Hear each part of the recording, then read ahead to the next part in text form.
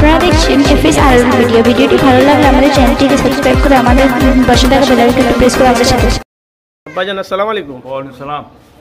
মুজাদ্দেদ জামান দাদা হুজুর পীর কেবলা রহমতুল্লাহ আলাইহি যে 252 সালে যে প্রতিষ্ঠানটা শুরু করেছিলেন, এর সামনে কয়েক 22-23 ঐতিহাসিক সালের সব যে লক্ষ লক্ষ মুরিদগণ ভক্তরা আসবে, তাদের কিছু আপনার কাছে কিছু বার্তা আছে ভাইজান?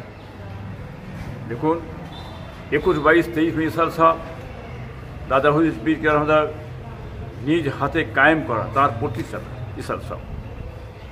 এই সাল সব আগামী 21, 22, 23 আর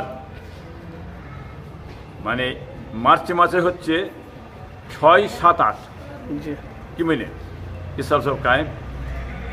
বাংলা আসামের লক্ষ লক্ষ মানুষ দাদা হুজুর পীর কেবলা রহমতুল্লাহ দরবার শরীফে আসে, এখানে নামাজ পড়ে, দোয়া দরুদ, কোরআন শরীফ তেলাওয়াত করা, মাসলা মাসাইল যা কিছু এখানে বসে সব দেওয়া হয়, জটিল সমস্যা সব মিটিয়ে দেওয়া হয়।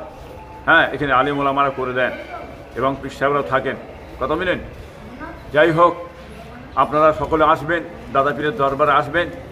রমজান শরীফ মাস, কোনো চিন্তা নেই, সকলে এসে আপনারা এখানে আপনারা রোজা খুলবেন, ইফতার করবেন এবং তারাবির পরই সকল মানুষকে খাওয়ানো হবে।